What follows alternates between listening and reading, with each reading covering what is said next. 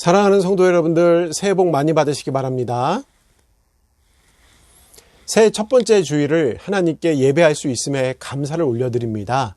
하나님께서는 언제나 우리와 함께 계세요. 그리고 예수님께서도 하늘 영광 버리고 이 땅에 오셨어요. 하나님께서 이미 저와 여러분들을 찾아오셨어요. 나에게 오신 이 주님을 우리가 기쁨으로 맞이할 수 있습니다. 그리고 그 맞이할 수 있는 자리가 내가 서 있는 이 자리예요. 내가 살고 있는 자리. 그래서 하나님께서 임하신 어느 곳에나 예배할 수 있기 때문에 예배의 자리는 바로 내가 서 있는 곳, 나의 삶의 터전이 됩니다.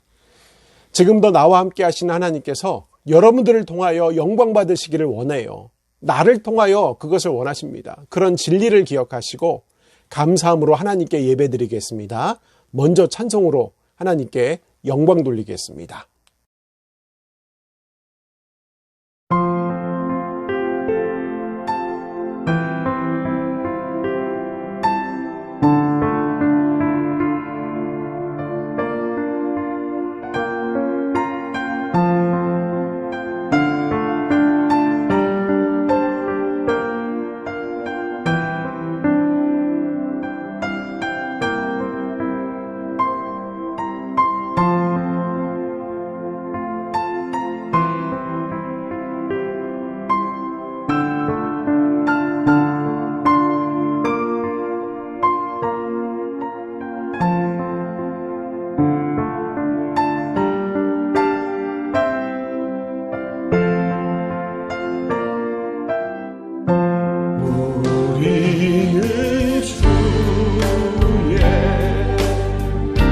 백성이 오니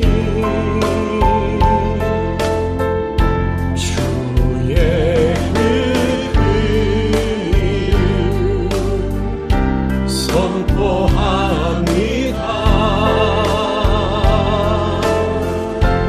이곳 어느 세상에 빛으로 부르셨네.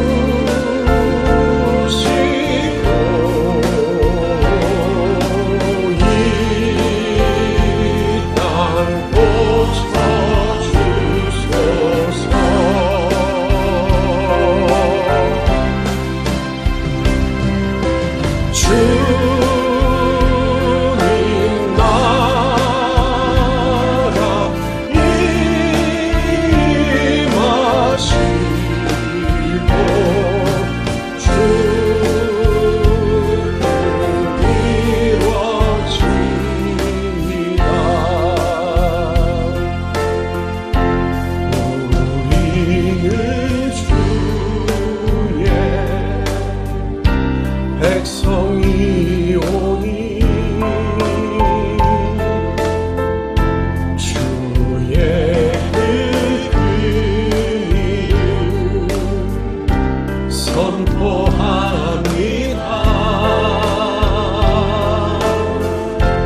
이곳 어느 세상에 빛으로 부르셨네.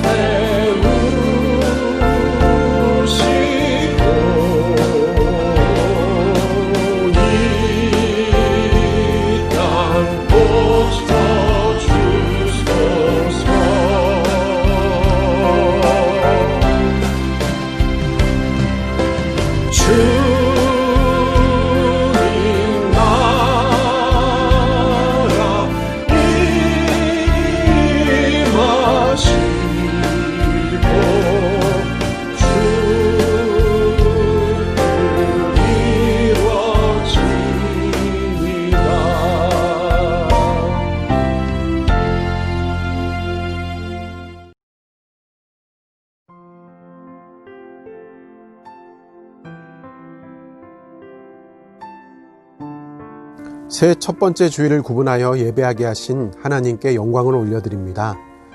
이 시간 새롭게 임재하실 주님의 은혜를 소망하오니 저희의 마음을 열게 하셔서 주님과 교제하며 하늘의 은혜를 공급받게 하옵소서.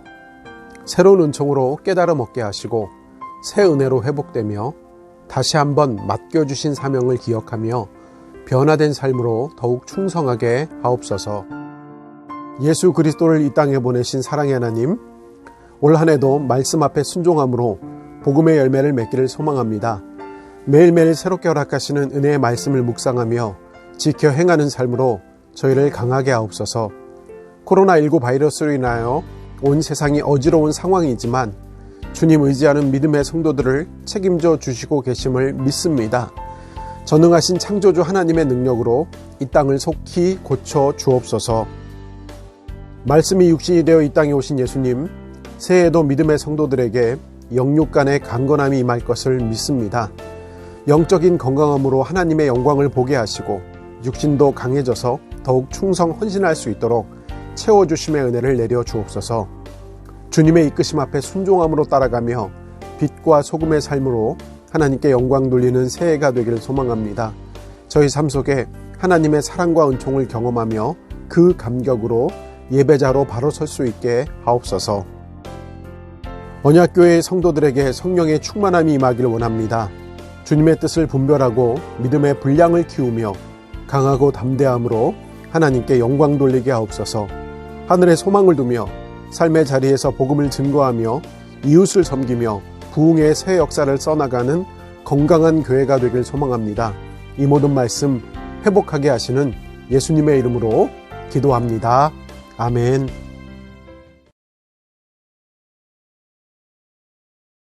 오늘 우리에게 허락하시는 하나님의 말씀은 마태복음 25장 31절에서 46절까지입니다. 인자가 자기 영광으로 모든 천사와 함께 올 때에 자기 영광의 보좌에 앉으리니 모든 민족을 그 앞에 모으고 각각 구분하기를 목자가 양과 염소를 구분한 것 같이 하여 양은 그 오른편에 염소는 왼편에 두리라. 그때 임금이 그 오른편에 있는 자들에게 이르시되 내 아버지께 복받을 자들이여 나와 창세로부터 너희를 위하여 예비된 날을 상속받으라. 내가 줄일 때에 너희가 먹을 것을 주었고 목마를 때에 마시게 하였고 나그네 되었을 때에 영접하였고 헐 벗었을 때에 옷을 입혔고 병들었을 때에 돌아보았고 옥에 갇혔을 때에 와서 보았느니라. 이에 의인들이 대답하여 이르되 주여 우리가 어느 때에 주께서 줄이신 것을 보고 음식을 대접하였으며 목마르신 것을 보고 마시게 하였나이까? 어느 때에 나그네 되신 것을 보고 영접하였으며 헐 벗으신 것을 보고 옷을 입혔나이까? 어느 때에 병드신 것이나 옥에 갇히신 것인을 보고 가서 배웠나이까 하리니 임금이 대답하여 이르시되 내가 진실로 너희에게 이르노니 너희가 여기 내 형제 중에 지극히 작은 자 하나에게 한 것이 곧 내게 한 것이니라 하시고 또 왼편에 있는 자들에게 이르시되 저주를 받은 자들아 나를 떠나 마귀와 그 사자들을 위하여 예비된 영원한 불에 들어가라. 내가 줄일 때에 너희가 먹을 것을 주지 아니하였고 목마를 때에 마시게 하지 아니하였고 나그네 되었을 때에 영접하지 아니하였고 헐 벗었을 때에 옷 입히지 아니하였고 병들었을 때와 옥에 갇혔을 때에 돌아보지 아니하였느니라 하시니 그들도 대답하여 이르되 주여 우리가 어느 때에 주께서 줄이신 것이나 목마르신 것이나 나그네 되신 것이나 헐 벗으신 것이나 병드신 것이나 옥에 갇히신 것을 보고 공양하지 아니하더이까. 이에 임금이 대답하여 이르시되 내가 진실로 너희에게 이르노니 이 지극히 작은 자 하나에게 하지 아니한 것이 곧 내게 하지 아니한 것이니라 하시니니 그들은 영벌에 의인들은 영생에 들어가리라 하시니라. 주님께서 주시는 평안이 여러분에게도 함께 하시기를 소망합니다. 2021년 올 한 해는요, 교회력에 맞춘 성서 일과를 복음서를 중심으로 살펴보고자 합니다. 마태, 마가, 누가, 요한 이 사복음서를 통하여서 하나님의 은혜를 새롭게 확인하고 점검해 보고자 합니다. 오늘의 말씀은 마태복음입니다. 오늘 함께 나눈 본문을 흔히들 양과 염소의 비유라고 불러요. 이 말씀은요, 예수님께서 심판과 구원의 메시지를 설명하기 위하여 직접 입을 열어 하신 말씀이에요. 예수님께서 이 말씀을 하실 때는 십자가를 감당하시려고 예루살렘 성에 입성하시고 성전을 정화하신 후 여러 말씀을 정하셨는데 그 말씀 중 마지막으로 하신 말씀이에요. 이 말씀을 하신 이후에는 마리아의 향유 부음과 유대의 배반이 이어져요. 그러니까 가룟 유다의 배반이 곧 일어나게 됩니다. 그리고 최후의 만찬까지 하셔요. 그러므로 오늘 말씀은 십자가의 죽음을 며칠 앞두고 전한 말씀이며 그 말씀 중에서도 가장 나중에 전한 말씀입니다. 그러므로 예수님의 마지막 유언과도 같은 말씀입니다. 그 마지막 말씀이 바로 심판과 구원입니다. 예수님께서는 오늘 본문 말씀을 통하여 매우 엄정한 분리, 나눔을 선언하셔요. 양과 염소, 오른편에 서는 자, 왼편에 서는 자, 의인과 죄인, 영생과 영벌, 이렇게 구분하여서 나누어서 말씀을 하셔요. 그 일이 일어난다고 하는데 마지막 때에 일어난다고 하십니다. 그때가 분명히 옵니다.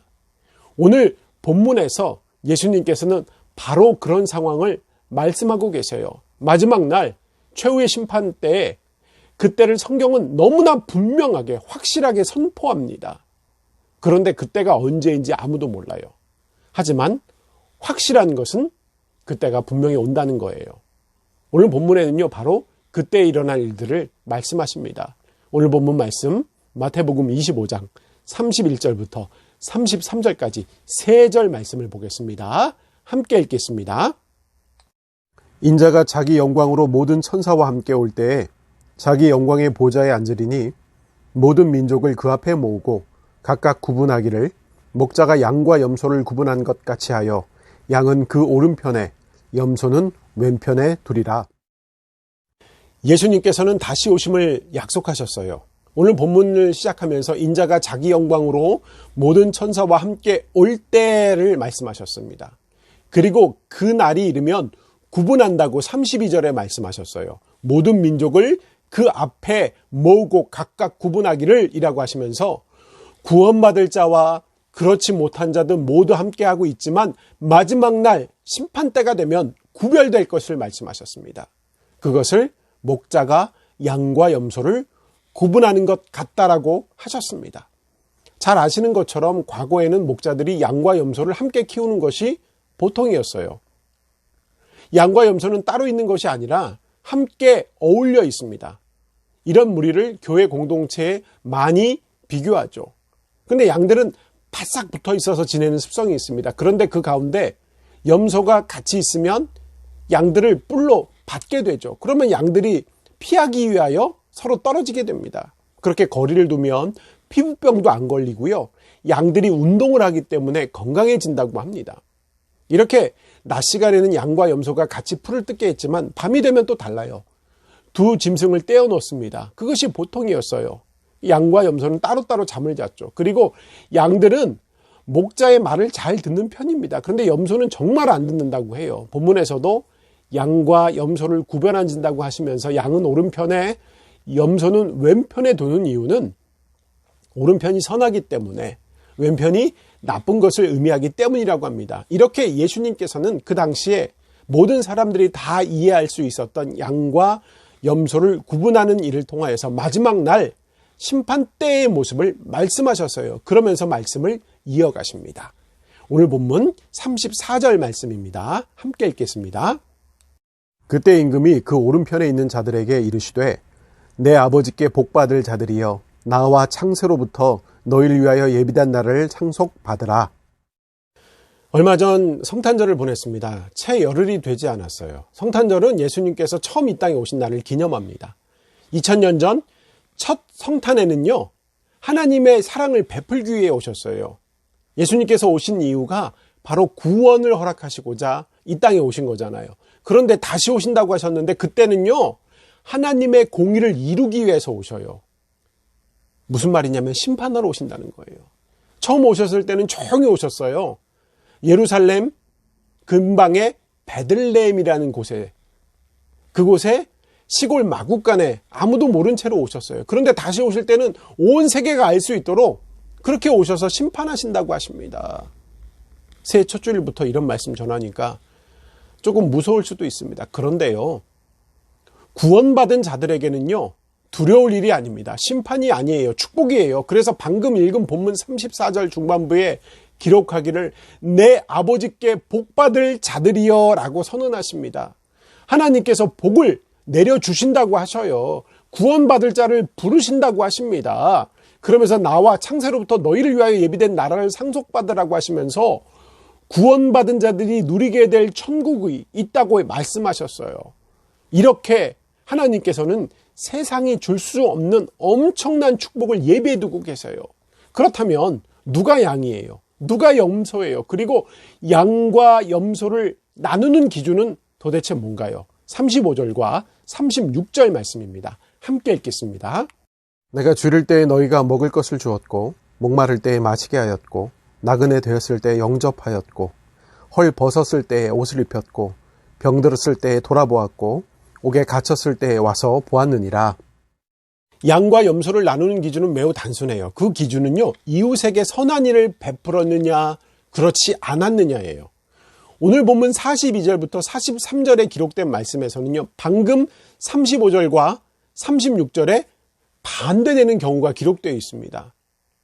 그들이 왼편에 있는 자들은 영원한 복을 받게 돼요. 그런데 그 이유가 뭐예요? 그들이 무슨 악하고 끔찍한 일을 저질러서가 아니에요. 이웃에게 선을 행하지 않았기 때문이에요. 누구는 살인을 해서 누구의 귀중한 물건을 도적질해서 간음을 해서가 아니라는 거예요. 단순히 소외된 자들을 책임지지 않았기 때문이라고 하십니다. 그러니까 구원받지 못한 자들의 죄는 하지 말아야 할 것을 행했다는 게 아니에요. 해야 할 일을 안 했다는 겁니다.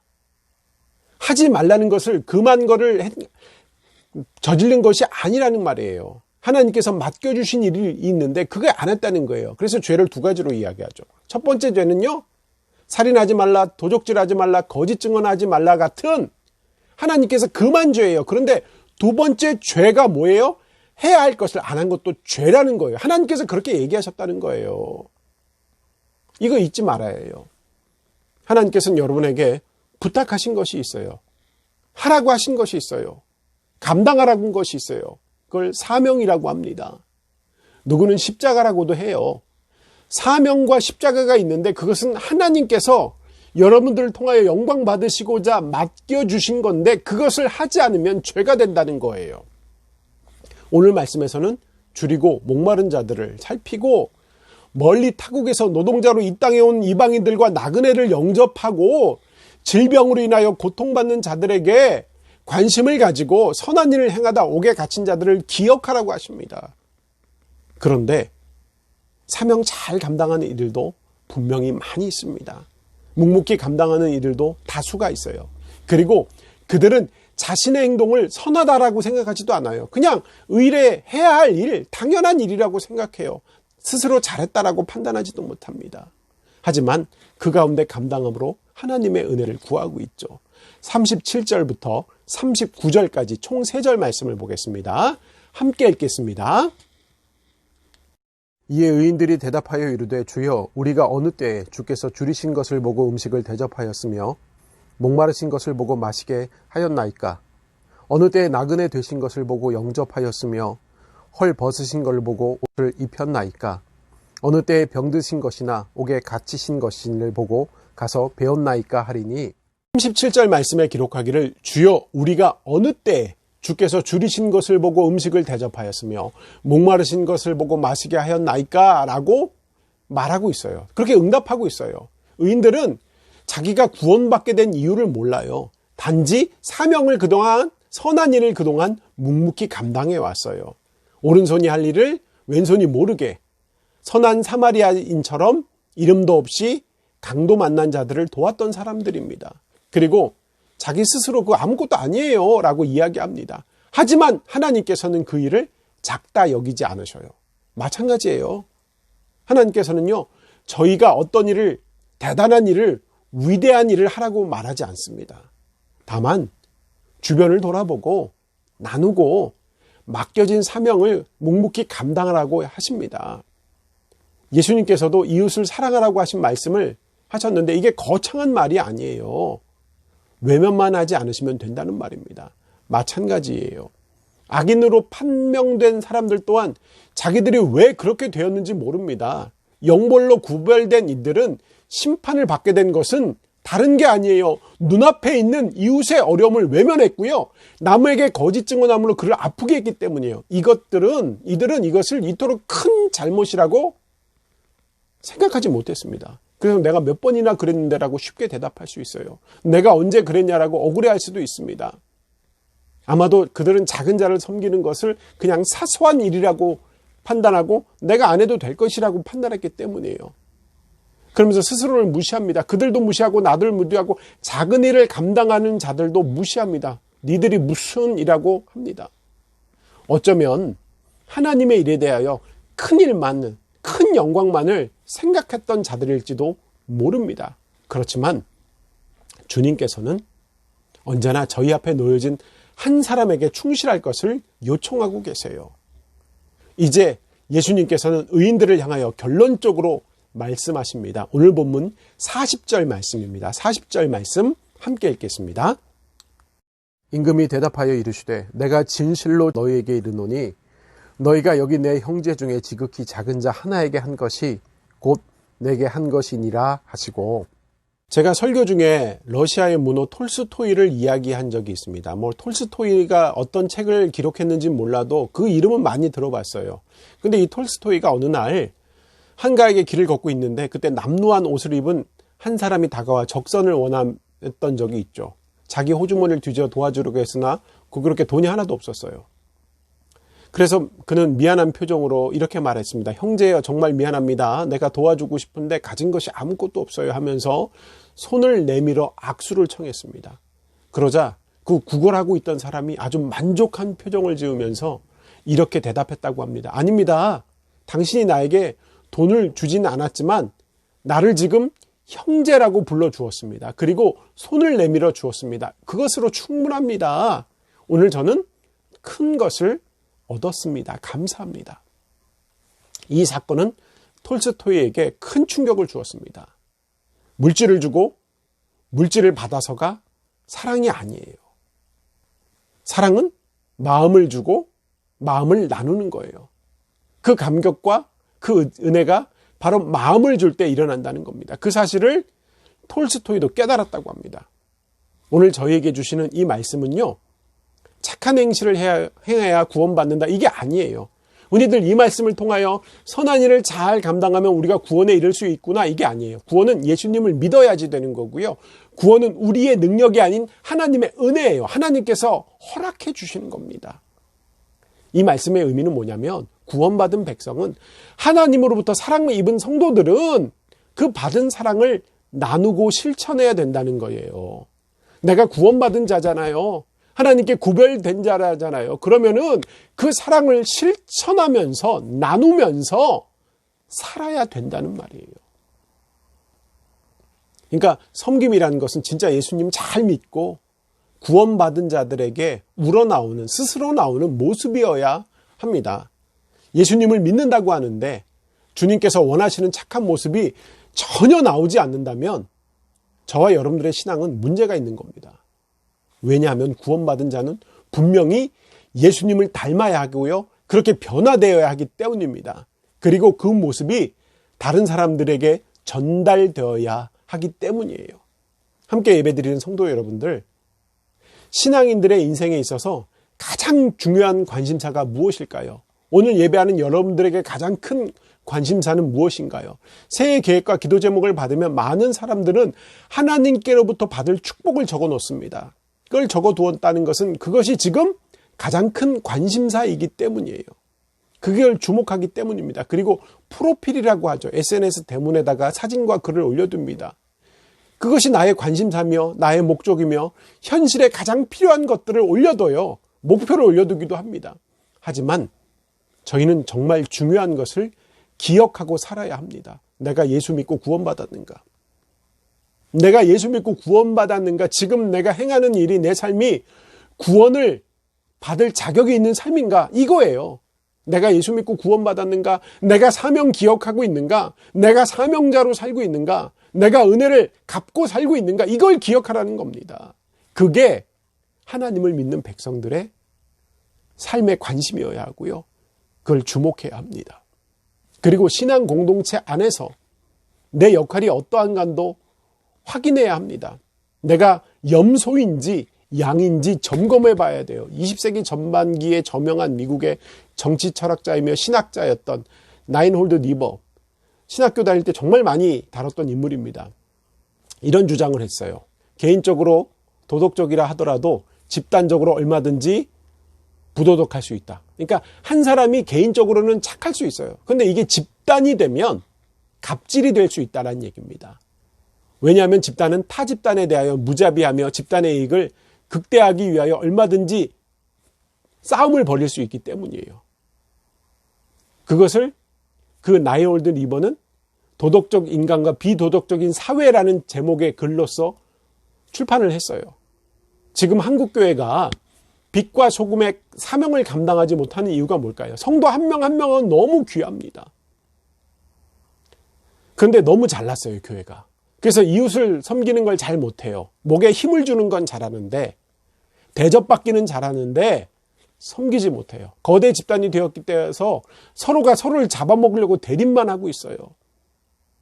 그래서 지금 이 코로나 전국의 교회의 모습은 너무나 추하고 부끄럽습니다. 우리 어떻게 됩니까? 나 자신부터 반성하고요. 점검하며 우리의 신앙 공동체를 하나님이 보시기에 합당한 공동체가 되도록 우리가 함께 노력해야 합니다.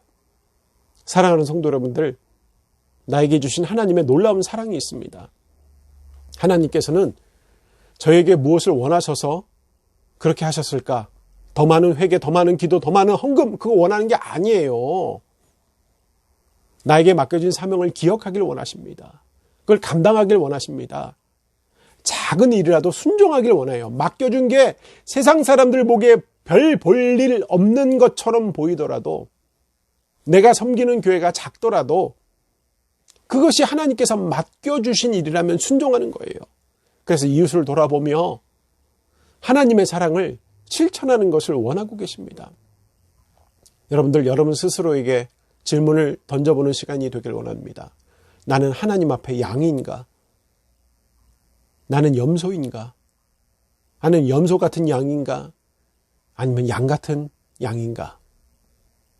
속히 점검하여 회개함으로 하나님께서 원하시는 사람으로 변화되길 바랍니다. 실천하는, 순종하는 그런 성도들이 되시길 바랍니다. 실천함으로 하나님의 영광을 구하는 성도들이 되시길 바랍니다. 실천함으로 구원을 누리는 성도들이 되시기를 바랍니다. 오늘 예배하는 여러분 모두는 구원받은 자의 삶으로 이웃 사랑을 실천하며 주님의 이름으로 선한 일을 감당하면서 온전히 하나님의 영광만을 구하는, 하나님의 심판이 이뤘을 때 구원으로 인도받는 성도들이 다 되시기를 주님의 이름으로 축원합니다. 아멘.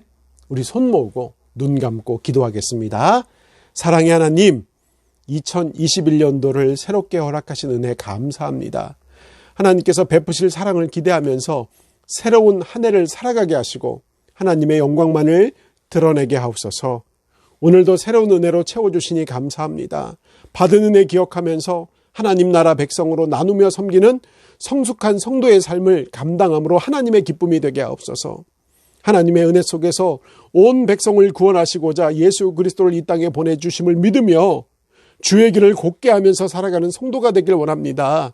저에게 맡겨진 사명 다시 깨닫게 해주시고 믿음 더욱 강하게 하여 주시옵소서. 하나님, 이 땅에 하나님의 능력으로 코로나19 바이러스를 정리시켜 주시기를 원합니다.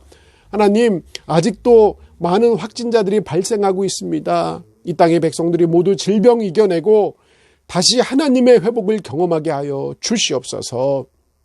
하나님, 2021년도도 우리 모든 성도들에게 아주 세밀하게 역사해 주시기를 원합니다. 그들의 삶의 문제들을 하나님 맡아 주관하여 주시기를 원합니다. 먼저 그들이 하나님의 뜻을 구별하게 하여 주시고 하나님 그 이유와 목적을 바로 세우게 하여 주옵소서.